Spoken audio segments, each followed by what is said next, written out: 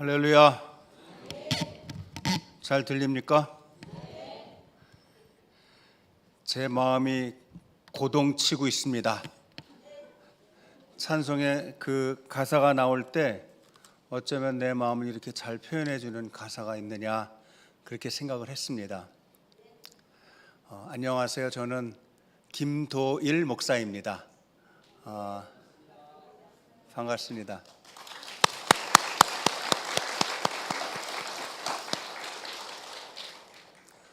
완도에는 처음 왔어요. 저는 이제 우리 청년들 보니까 지금 막 가슴이 막 뛰고 있는데 오늘은 청년들을 향하여 말씀을 전하겠습니다. 왜냐하면 청년 혼신 예배이기 때문에 더욱 그렇습니다. 왜 제 가슴이 뛰냐 하면 지금으로부터 한 44년 전, 45년 전 제 청년 시절에 여러분들과 같은 그 시절에 어릴 때부터 모태신앙으로 신앙생활을 교회를 빠진 적이 없고 그렇게 장로님, 할아버지 또 아버지, 할머니 권사님, 어머니 권사님 이렇게 그 가정에서 장남으로 이렇게 신앙생활하고 온갖 특권을 누리면서 살아왔지만 제가 청년 시절에 지금 이렇게 까만 옷을 다 입고 있는데 제가 생각했어요. 수련을 하고 왔나 보다. 아니면 여름 성경학교가 막 끝났나 보다. 그런 추측을 했는데 보니까 수련회 갔다 왔군요. 청년 시절에 제 삶을 돌아보면 요 시절이 인생의 제일 중요한 시절입니다. 왜 그러느냐? 여러분이 이제 조금만 더 나이를 먹고 이렇게 더 인생 경험이 쌓이면 아주 유연해지고 또 모든 면에 또 삶의 폭이 또 생각의 깊이가 깊어지고 또 폭이 넓어지고 하는 그런 유연함과 또 깊이가 생기지만 아무래도 자꾸 너무 타협하게 돼요. 나이 먹으면 자기도 모르게 타협하게 돼요. 또 결혼도 하고 또 식구들도 생기고 또 평소에 가지고 있던 이상대로 신앙의 어떤 정절을 지키기가 쉽지가 않아요.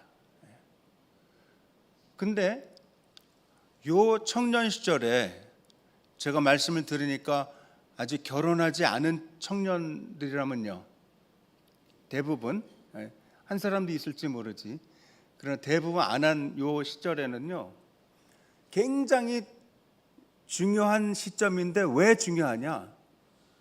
요때 예수님을 만나야 돼요. 요때 자기가 삶의 비전 또 신앙의 꿈 이런 거를 발견을 해야 돼요. 근데 그거는 교회를 다닌다고 되는 게 아니에요. 그냥 왔다 갔다 한다고 해서 되는 게 아니에요.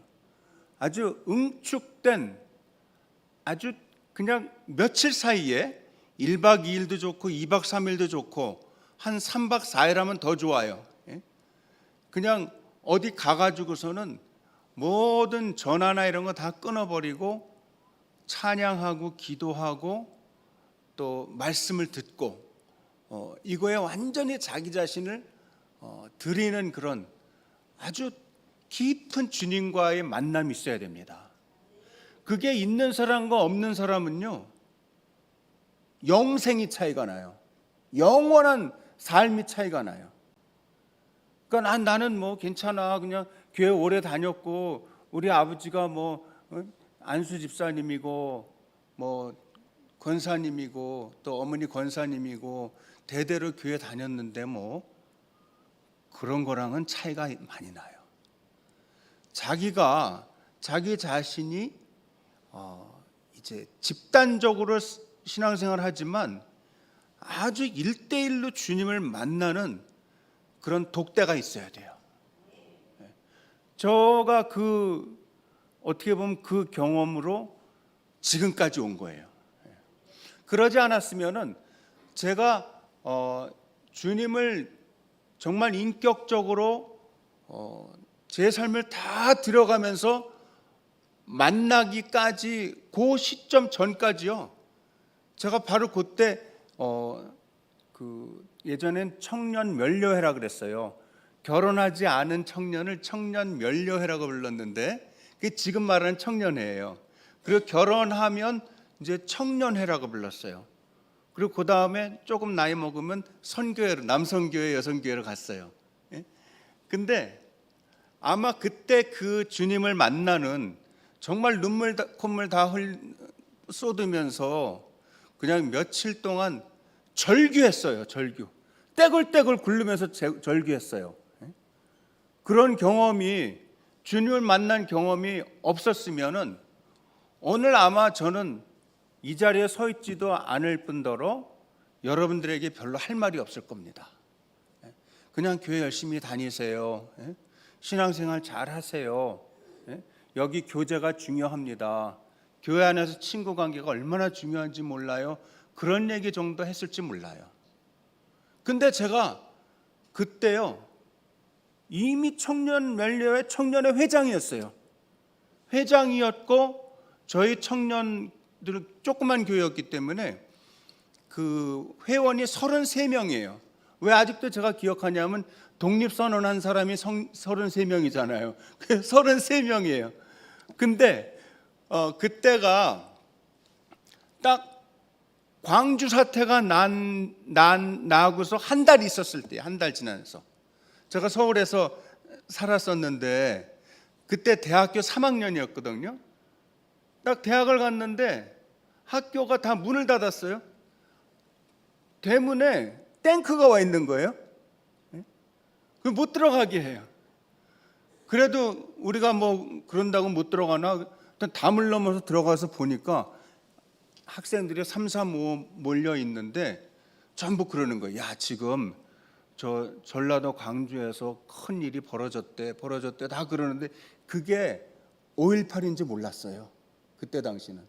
그냥 하여튼 변고가 났대. 나라에 큰 어려움이 생겼대. 그래서 지금 겁나는 사람들이 이렇게 대학 문을 다 닫고 그랬나 봐.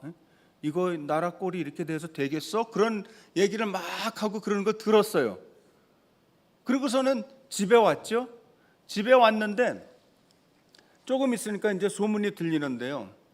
야, 이거 진짜 우리가 기도하지 않으면 안 되겠다. 그런 마음이 있어요. 나라 사랑하는 마음이 있어요. 아까 우리 청년이 기도한 것처럼. 근데 그러고서는 이제 대학생들이 모여서 이 수련회를 한다는 거예요. 어디서 했냐면 경기도 양평에 국수리라는 데서 한 거예요. 국수리. 거기가 이제 틴나이프 수양관이라고 그 수양관에서 대학생들만 모여서 하는데 대학생들이 학교가 다 문을 닫았으니 갈 데가 없잖아요. 그냥 영원한 방학으로 들어간 거예요. 그러니까 제가 그랬죠. 우리 임원들한테. 야, 우리가 여름이 됐는데 수련회는 해야 되는데 그동안 우리 많이 놀지 않았니? 또 여름에 수련회 하면서도 또 놀아. 우리가 양심이 있는 사람들이냐. 이때는 하나님을 좀 구해야 되지 않겠니? 내가 무슨 말 하는지도 모르면서 그렇게 얘기한 거예요. 그냥 회장으로서 일종의 그 예의상 그렇게 한 거예요. 그리고서는 이제 제가 기타를 칩니다. 기타를 메고 33명을 딱 인솔하고서 그 수련회 장소를 갔는데요. 깜짝 놀랐어요. 대학생들이요. 한 1,500명이 쫙 앉아 있는 거예요. 그리고 거기에 이렇게 단에 서가지고 어떤 목사님이 설교를 하는데 키가 조그만 목사님이에요. 저만 해도 지금 크잖아요. 우리 정의봉 목사님 저보다 더 크잖아요. 근데 저보다 머리가 하나가 없는 목사님이에요. 그러니까 이렇게 조그매가지고 텅텅텅텅텅텅텅 뛰면서 설교를 하는데 얼마나 그 막 입에서 불이 막 나오는 거예요. 입에서. 근데 이분이 2시간을 설교를 하는데요. 그 입에서 하나님의 말씀이 2시간 동안 계속 쏟아져서 나오는 거예요. 원고도 안 봐요. 그래서 세상에, 어렸을 때부터 교회를 다녔으니까 세상에 저런 목사님이 있구나. 우리는 그냥 막 설교하다가 또 원고도 보고 뭐 막 이렇게 헤매는 목사님들을 많이 보다가 그 목사님을 보니까 정신이 바짝 나는 거예요. 근데 너무나도 신기하게 제가 저 중간쯤에 뒤쯤에 이렇게 앉아 있는데 나한테 대고서 계속 설교하시는 것 같은 거예요. 내 삶을 너무나 환히 들여다보고 있는 거예요. 그때 그 목사님 이름이 황장옥 목사님이었어요. 황장옥 목사. 그래가지고 그때 다 뒤집어졌어요. 3박 4일 동안 말씀을 전하시는데 나는 세상에 그런 주의 종이 있는 것을 처음 알았어요. 말씀을 그렇게 막 우리에게 주시는데요. 너무너무 우리 청년들을 사랑하시는 거예요. 그때는요, 그 대학생들이, 지금은 어떤지 몰라요. 그 여자들은 잘 담배 안 피던 때예요. 근데 남자들은 담배를 예의상 피던 때예요. 예의로. 그래서 이렇게 만나면 이렇게 꺼내가지고 잘 모르는 사람한테 처음에 대화를 틀 때 한 대 하시죠. 교회 다니는 애들도 다 한 대 했어요. 다 한 대 하시죠. 그 뭐 좋은 거라고 그걸 줘. 근데 그거를 다 한 대 하시죠. 그렇게 하면서 대화를 트는 거예요. 그러니까 그 안에 앉아있던 학생들이 다 이 주머니에 담배가 다 한 갑씩 다 들어있었어요. 웬만한 애들은. 그러니까 목사님이 그걸 아시고서 뭐라 그러냐면, 너희들 지금 주머니에 다 웬만한 애들 담배 하나씩 다 가지고 있는 거 안다. 그때 유명한 좀 돈이 없는 애들은 청자라는 담배를 폈고요. 좀 돈이 있는 애들은 거북선, 또 솔 이런 담배를 폈어요. 그러면서 목사님 뭐라 그러냐면, 예배 오늘 저녁 집회 끝나고 담배 화형식을 한다. 그러면서 이 드럼통 있죠. 그 일본 말은 도라무깡이라 그래요. 드럼통을 저 운동장 한가운데다가 딱 몇 개를 놓더니 다 나와서 담배 다 집어넣으라는 거예요. 그 1,500명 되는 애들이 담배를 다 집어넣는데 그게 이렇게 하늘 위로 그 불길이 올라가는데요. 얼마나 냄새가 구수한지 몰라. 그게 펴가지고서 이렇게 하면 너무너무 괴롭잖아요. 예? 옆에서 마침 안 피는 사람들은 무슨 고생이에요. 근데 그 피지를 않고 담뱃잎이 이렇게 타서 위로 올라가니까요, 불기둥이 위로 막 올라가는데 그냥 구수한 냄새가 운동장에 가득한 거예요. 그러면서 우리가 기도했다고요. 하나님, 여태까지 우리가 쓸데없는 거에 이렇게 신경 쓰고 그게 뭐 좋은 거라고 그렇게 친구들한테, 처음 보는 애들한테 이렇게 나눠주고 그렇게 했는데 앞으로는 그렇게 안 살게 해주세요. 그러면서 3박 4일 동안 엉엉 울었던 기억이 나요. 나는 평생 어렸을 때부터 지은 죄가, 이 목사님이 설교하시잖아요. 그럼 요 뒤에 있는 그 위에 제가 죄 지은 게 쫙 이렇게 스크린으로 나오는 것처럼 다 지나가는 거예요. 하나하나씩 보면서 이것도 잘못됐습니다, 저것도. 그러면서 계속 회개를 했던 기억이 나요. 그러면서 주님을 만났던 거예요. 주님께 제 삶을 다 드렸던 거예요. 그래서 제가 군대를 가니까 하나도 힘들지가 않은 거예요. 저는 이 수련회를 막 마치고 오신 우리 청년들에게 이 마음에 주님을 만나서 정말 내 인생을 다 드리고 싶은 그런 마음의 소망이, 그 열망이 막 일어나게 되기를 축원합니다. 왜 이런 경험은요, 물론 나이 먹어서도 일어날 수 있어요. 뭐 60, 70, 80, 90대에서도 주님을 만나서 이렇게 회개하는 경험이, 자기의 삶이 완전히 전환되는 경험이 일어날 수 있어요. 그러나 청년 때는 아직까지는 여러분들이 때가 덜 묻어 있고, 그래도 아직 순수하기 때문에 하나님 앞에서 자기를 드릴 수 있는 그런 아주 뭐라 그럴까요? 소박하고 순박한 그런 마음이 있단 말이죠. 그 고민이 많을 거예요. 지금 여러분, 지금 어르신들은, 저도 이제 어느덧 이제 올해 말이면 저도 은퇴를 해요. 교수들은 조금 일찍 은퇴해요. 그래서 65세면 은퇴하거든요. 이제 저 올해 말 끝나면 이제 저도 은퇴해요. 근데 나이 먹어서 주님 앞에 회개하고 돌아오는 거는 한다 그랬다가도 약속 안 지킬 확률이 많아요. 아니, 이것저것 막 생각할 게 많거든. 뭐 나 혼자 믿고 뭐 잘 되자는 거야, 뭐 이런 생각도 들고요. 아이고 이러다가 또 뒤집어지지, 또 딴 생각하지, 이런 마음도 들고, 뭐 타협하는 게 너무 많아요. 나이 먹으면. 젊을 때 해야 돼. 까만 옷 입은 사람들은 오늘 주님을 다 만날 수 있기를 바랍니다. 그럼 나는 오늘 괜히 까만 거 안 입고 왔네, 또 이렇게 생각하실지 모르죠. 청년들은요, 예전에 우리 어른들이 생활할 때도 청년 시절은 다 힘들었어요. 공부하느라도 힘들었고, 또 무슨 직장을 구해야 될지, 무슨 또 공부하는 사람들은 무슨 전공을 해야 될지, 또 어디서 살아야 될지, 누구랑 결혼해야 될지, 또 결혼을 해서는 또 아기는 몇을 낳을 건지, 또 그럼 내가 책임질 수 있나, 뭐 이런 여러 가지 아주 그냥 많은 생각들이 들어요. 근데 지금은 특별히 청년들이 살기가 어려운 시절입니다. 제가 여러분들에게 청년 헌신 예배를 인도하라고 그러셔서 오늘날 청년들이 제일 고민하는 게 뭔가, 제가 이제 학기 중간에는 늘 학생들은 지금 27년 가르쳤거든요. 계속 청년들을 대하지만 요 방학에 이제 한가운데 있는 우리 청년들, 또는 학교를 안 다니더라도 지금 요 시점에는 굉장히 고민이 많을 거예요.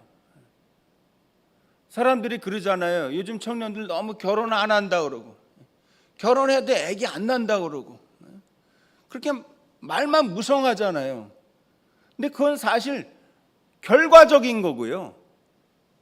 그 원인은 따로 있어요. 뭐 그게 뭐 얼마씩 돈을 준다고 해서 해결될 문제가 아니에요. 지금 청년들은 이 마음의 병을 앓고 있는 청년들이 굉장히 많아요. 굉장히 은둔형, 고립형 삶을 살고 있는 청년들이 많이 있습니다. 교회 다니는 청년들이라 그렇게 다르지가 않아요.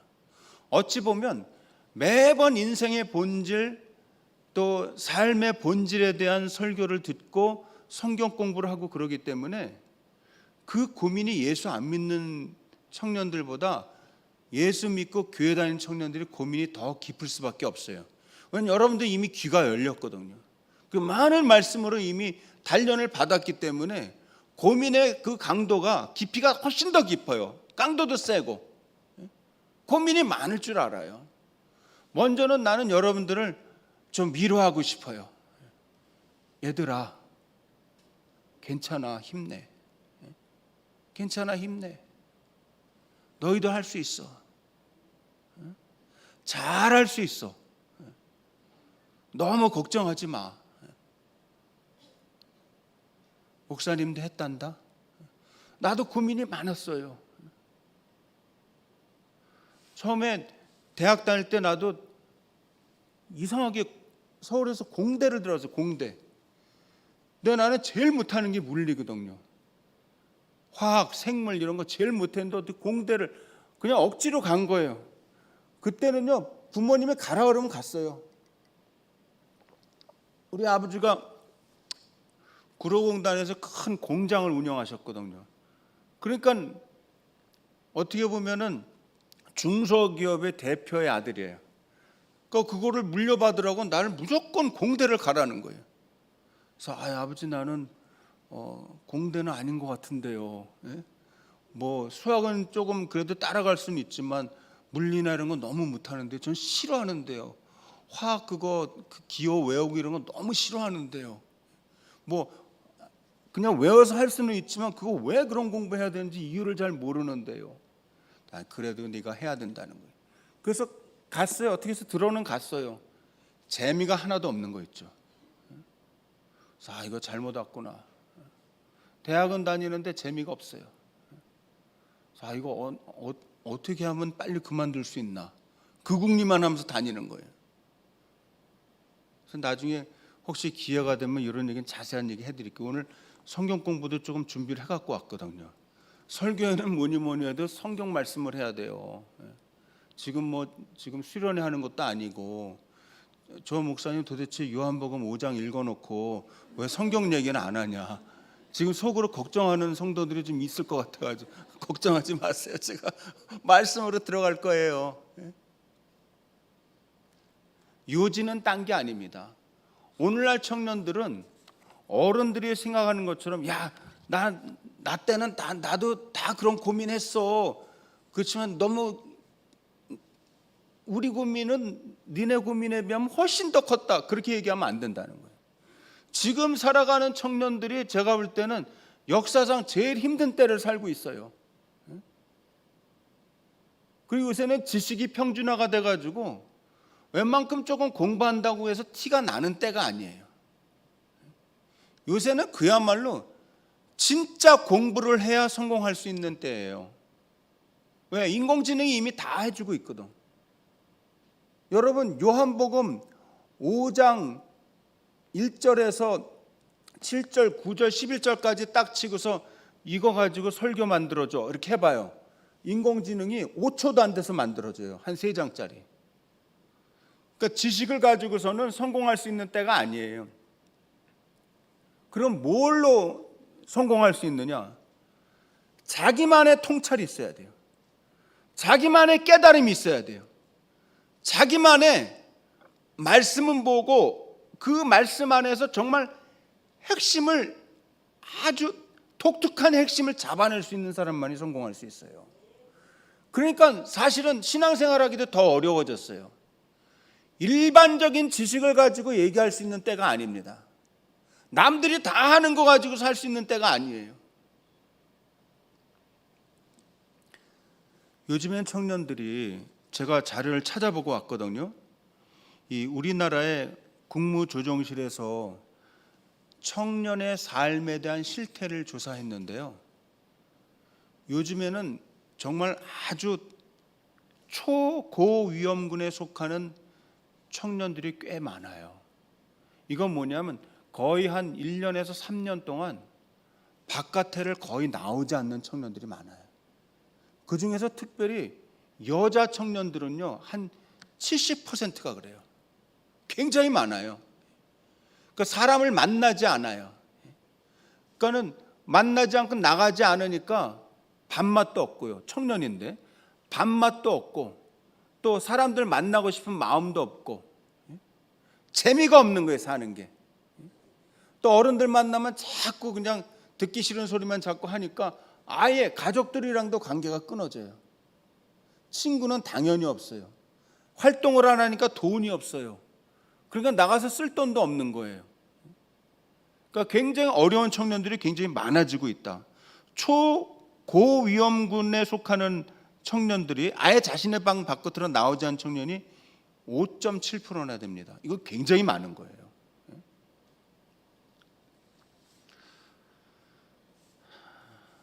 청년들은 행복해지려고 달리는 게 아닙니다. 지금 청년들은요, 불행해지지 않기 위해서 달리는 거예요. 뭐 나는 행복해지려고 달려요, 그게 아니고요. 더 이상 이거보다 더 불행해지지 않으려고 그냥 막 억지로 달리는 거예요. 돌아보는 삶이 없어요. 그렇기 때문에 자신을 있게 하고 새로워지기를 원하시는 예수님을 만나는 게 너무나 중요해요. 제가 왜 처음 여러분들 뵈가지고 이렇게 만나서 청년 시절에 예수를 만나서 자기 자신의 인생의 목표를 분명히 찾고 내가 왜 사는지, 어떻게 살아야 되는지, 무엇을 향하여 달려가야 되는지 아는 게 너무나 중요하다고 말씀드렸잖아요. 나이를 조금 더 먹으면 그게 훨씬 더 강도가 높아지고 힘들어져요. 그러니까 지금 정신 바짝 차리고 하나님을 구하세요. 예수님 저를 좀 꼭 만나주세요. 여러분, 오늘 나오는 이 말씀에 나오는 이 사람 있잖아요. 이거 굉장히 처절한 말씀입니다. 우리가 보통 여기 나오는 요한복음 5장에 나오는 말씀에 보면 베데스다라고 하는 못이 있는데 거기에 행각이 있고 많은 병자, 맹인, 다리 저는 사람, 혈기 많은 사람들이 누워서 물의 움직임을 기다린다 그랬잖아요. 이 본래 베데스다라는 말이요, 베드 하는 거는 집이라는 뜻이에요. 집. 그 스페니쉬 쓰는 사람들 왜 까사라는 말 있죠. 까사. 그 말이 베들레헴 할 때 베드 있잖아요. 그 다음에 데스타 할 때 헤스타는요, 헤세드와 관계되는 말인데 자비 또는 사랑이에요. 사랑과 자비의 집이라는 뜻이에요. 그러니까 이 베데스다 연못은 사실은 그 말 자체는, 연못의 이름 자체는 뜻은 굉장히 희망적인 이름을 가지고 있어요. 근데 솔직히 말해서 말씀을 정신을 바짝 차려 읽어보면 이 베데스다라는 연못은 희망의 연못이 아닙니다. 자비의 연못이 아닙니다. 여기는요, 무한 경쟁의 연못이고 어떻게 보면 절망적인 연못이에요. 여기 보세요. 특별히 이 성서 기자가 병자, 많은 병자 해놓고 그다음에 맹인, 다리 저는 사람, 혈기 많은 사람들이 누워있다 그랬는데 물이 동할 때 들어가면 난다 그랬잖아요. 근데 거기에 맹인이 어떻게 들어갈 수 있겠으며, 혈기 마른 자, 이게 다 몸이 마른 사람이, 아예 그냥 피가 제대로 돌지도 않는 사람이 거기를 어떻게 들어갈 수가 있겠으며, 다리 저는 사람이 어떻게 들어갈 수 있겠어요? 오늘날의 상황을 그대로 표현해 준 거와 다름없어요. 오늘날 청년들이 왜 힘드냐? 무한 경쟁 시대예요. 정말 살기 힘들어요. 애써서 노력해봐야 겨우 계약직 되는 거예요. 희망이 없는 거예요. 거기에서 또 이제 거기 계속 붙어 있을 수 있는 그런 정규직이 되잖아요. 거기서 또 계속 또 타협해야 돼요. 예수 믿는 사람은 정신 차리고 직장 생활하는 게 쉽지가 않습니다. 무한 경쟁 시대예요. 이 베데스다가 이름은 자비의 집이고 사랑의 집, 그런 의미인데 실제는 아픈 사람은 못 들어가는 연못이에요.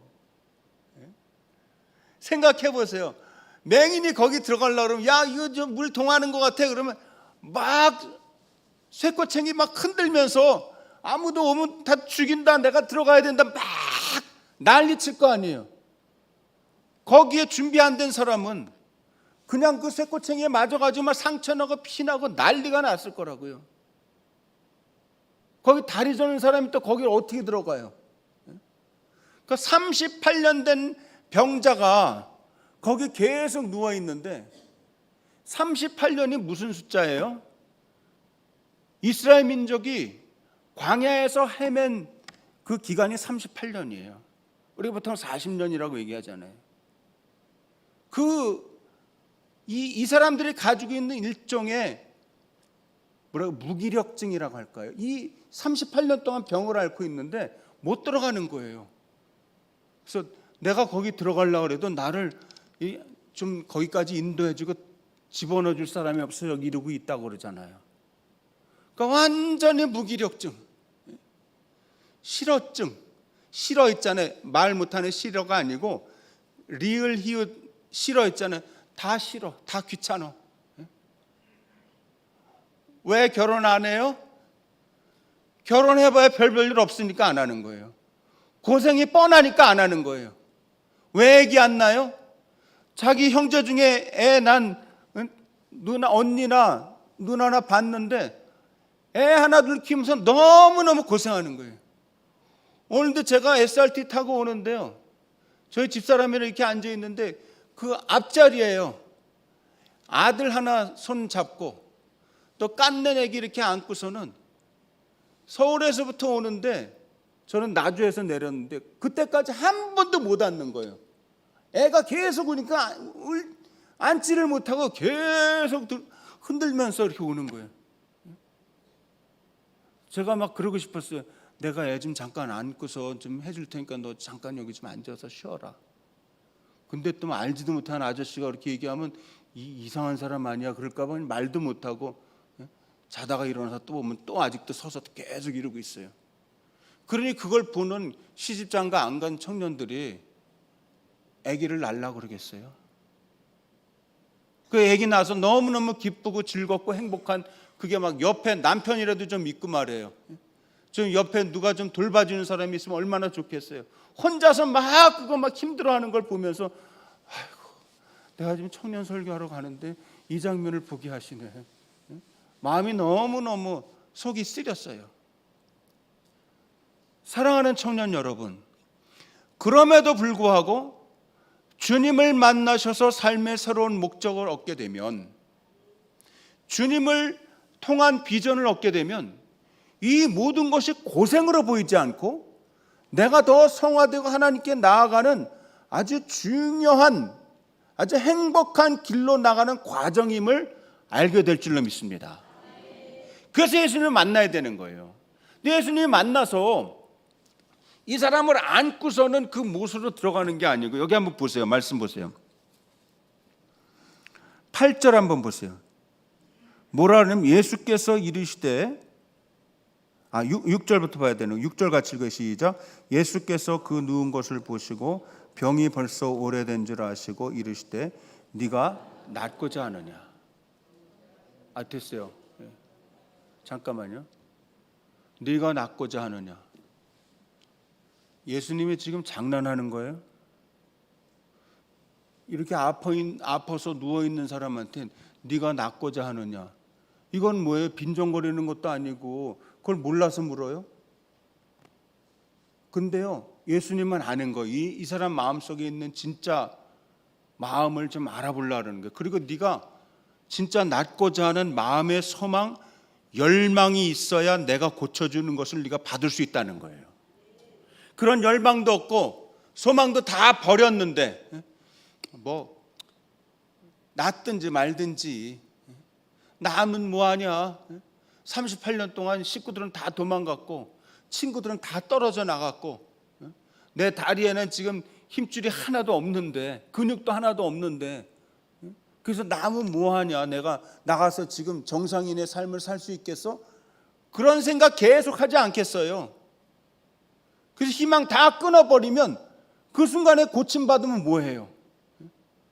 그러니까 예수님이 네가 고침받고 새 사람이 되기를 원하면 네 마음에 그 소망을 새롭게 해야 된다는 거예요.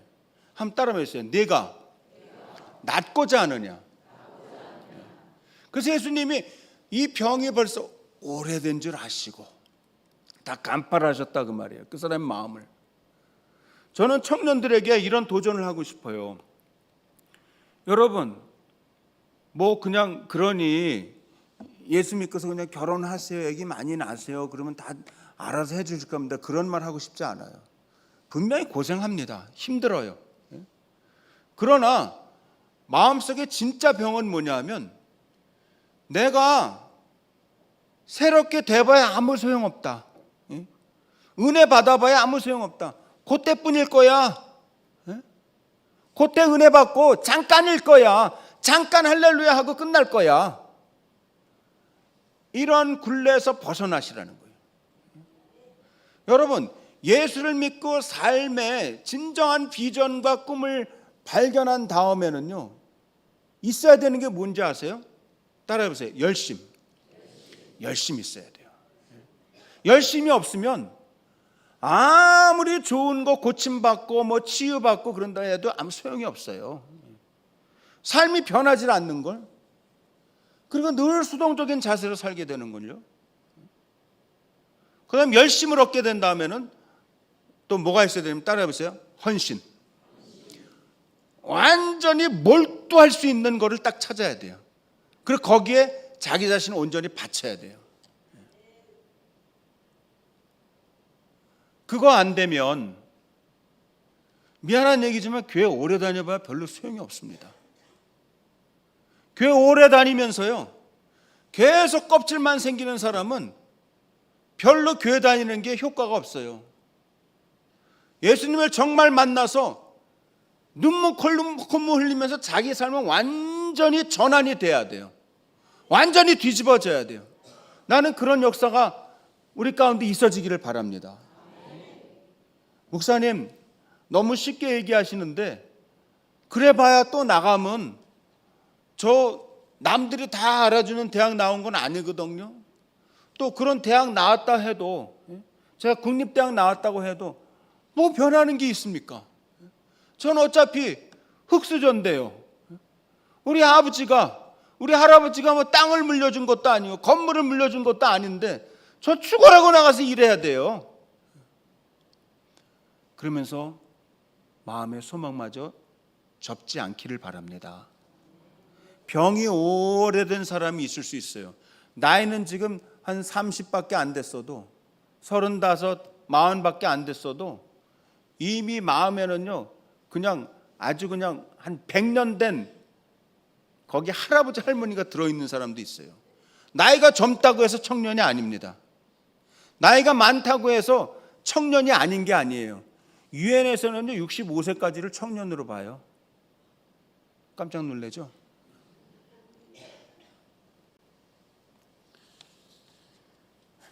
중환자들은 전혀 그 못에 들어갈 수가 없다는 거, 또 절뚝이, 또 눈 안 보이는 맹인, 그 못에 암만 그 못에 들어가서 몸을 담그면 나은다고 해도 거기까지 갈 수가 없는 걸요. 아마 팔딱팔딱 뛰는 것들만 다 들어갔을 거예요. 자기 정상적으로 막 뛰어갈 수 있는 인간들만, 그것도 100m 달리기 제일 잘하는 사람이 먼저 들어갈 거예요. 무한 경쟁의 이 현장을 베데스다에서 볼 수가 있는 거예요. 이 세상의 삶이 그렇습니다. 사단이 여전히 판치고 있고 활개치고 있기 때문에 나는 예수 믿는 사람으로서의 정체성을 가지고 있어도 사단이 지금 활개치는 그 영향력 아래 영향을 어느 정도는 받고 있어요. 그렇기 때문에 우리가 성령의 사람이 되지 않고서는 이길 수가 없는 거예요. 꼭 기억하시기를 바랍니다. 그러므로 이제는 그 병이 오래되었다고 해도 더 이상 불순종에 또는 실망에, 절망에 그 늪에서 헤어나지 못하는 그런 청년이 하나도 없기를 바랍니다. 여러분에게 주님이 찾아오세요. 언제요? 매주 말씀을 통해서, 또 수련회 때 강사를 통해서, 말씀을 통해서. 여러분들 집에서 왜 맨날 성경 읽고 기도하고 그래야 되는지 알아요? 어느 날 호련히 성령께서 말씀 가운데서 임하시거든요. 언제 임하실지는 몰라요. 언제 어떻게 해서 걸릴지 모르기 때문에 그래서 기도도 나오는 거예요. 예배도 나오는 거예요. 주님, 오늘입니까? 바로 이때입니까? 저를 만나주시고 저에게 힘을 주세요. 성령의 인치심을 주세요. 저를 완전히 변화시켜 주세요. 그런 역사가 일어날 수 있기를 바랍니다. 8절 같이 한번 읽어봐요. 시작. 예수께서 이르시되 일어나 네 자리를 들고 걸어가라 하시니. 예수님이 네 병이 낫다 이렇게 안 하시고 어떻게 해요? 일어나. 네가 일어나야 돼. 38년 동안 못 일어난 사람인데 일어나. 네 자리를 들고 걸어가라는 거예요. 그러니까 마음의 소망과 결단이 없으면 아무리 하나님께서 도와주려고 해도 안 되는 거예요. 그냥 하나님이 그냥 난짝 들어가지고서는 그때서부터 힘나게 하는 게 아니고요. 내가 너한테 역사를 일어나게 할 텐데 너는 일어나려는 힘을, 용기를 가지라는, 일어나서 내 자리를 들고, 자기가 자리를 드는 거는 안 해봤으니까 오랫동안. 그래서 걸어가라는 거예요. 걸어가라. 따라해보세요. 네가 낫고자 하느냐. 청년들에게 예수님이 지금 물어보십니다. 네가 지금 현실에 이른 도전과 상황과 여러 가지 고립과 은둔과 또 이런 무슨 뭐 계약직의 문제와 또는 나 주님 자꾸 나이는 먹어가요. 얼굴 보면 자꾸 내가 보고 싶지 않아지고 있어요. 이런 여러 가지가 있을 거 아니에요. 거기서 네가 고침을 받고자 하느냐. 너 낫고자 하느냐? 예! 주님 제가 낫고자 합니다. 그래?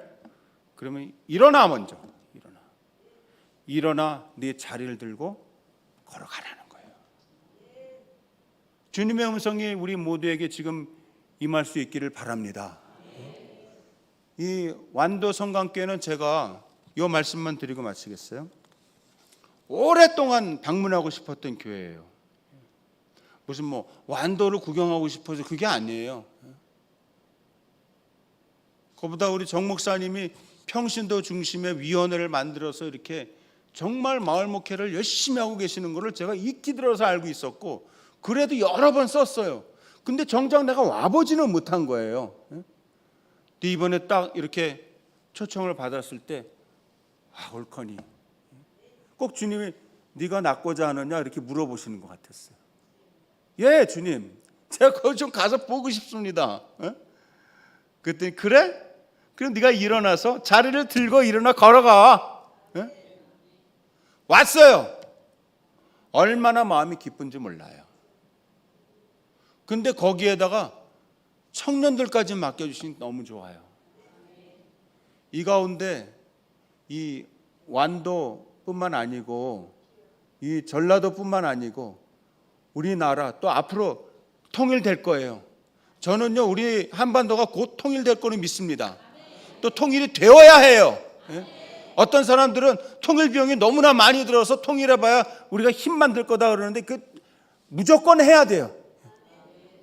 하고 이제 앞으로 시베리아, 만주 저 벌판으로 해서 저 유럽으로 막 이제 우리가 돌아다닐 거예요. 그때 준비가 되는 여러분들 되실 수 있기를 바랍니다. 그때 계속 누워가지고 아이고 뭐 통일돼봤자지 뭐 우리 고생만 하지, 그렇게 있는 사람은요 38년 된 병자 같은 거예요. 계속 누워서 혼자서 딴 생각만 하고 있는 거예요. 자기랑 상관없다는 거예요. 네가 낫고자 하느냐? 너 통일을 원하느냐? 네가 정말 이 국토 강산이 이 한반도가 낫는 것을 네가 보기를 원하느냐? 지금은 안 될 것 같이 보여요. 그러나 어느 날 갑자기 될 거예요. 그때는 준비된 사람만 저 시베리아로 저 만주로 나가서 이 세상을 정복할 수 있습니다. 그 사람들이 여러분들이 되실 수 있기를 바랍니다. 저도요 건강하게 살아가지고 그날을 꼭 보고 싶어요. 저 우리 친할아버지가 평안북도 의주군 의주읍 동부리 44번지 그 우리 집이에요. 우리 집 할아버지 집이에요. 이제 돌아가셨겠지만 제가 가서 딱 얘기할 거예요. 나 동부리 44번지의 김도일입니다. 땅을 달라는 게 아니요. 땅을 달라는 게 아니고 내가 여기를 통해서 저 만주르 시베리아로 나갈 겁니다. 그 공부시켜 주셨잖아요. 제가 세계 만방으로 다니면서 가르치고 싶어요. 또 젊었을 때 외국 나가서 생활해서 다른 나라 말도 곧잘 합니다. 그러니 얼마나 좋아요. 그러나 다른 나라 말 필요 없어요. 인공지능이 다 해주니까 이제는. 괜히 배운 것 같기도 해. 그러나 그래도 걔가 얘기하는 게 맞는지 틀리는지는 알아들어야 될 거 아니에요.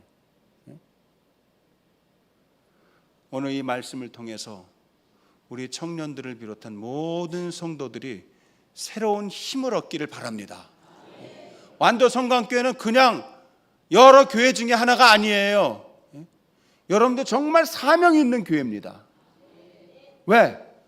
그냥 목회자가 혼자서 다 그냥 북치고 장구치고 하는 그 교회는 더 이상 성장할 수 없어요. 목사님이 딱 중심을 잡되 평신도들이 다 힘을 합쳐서 이 지역사회를 변화시키고 세계를 향하여 뻗어나가는 교회가 앞으로 필요한 때입니다. 그래야 사회로부터 신뢰도 회복해요. 그래야 사람들이 결코 무시할 수 없는 교회, 또 존경하는 교회가 됩니다. 하나님이 기뻐하시는 완도 성강교회가 될 수 있기를 간절히 축원합니다. 또 우리 청년들 그렇게 되시기를 바랍니다. 제가 물어볼게요. 주님을 대신해서, 예? 네가 낫고자 하느냐? 네가 낫고자 하느냐? 그러면 일어나 자리를 들고 걸어가라. 기도하겠습니다.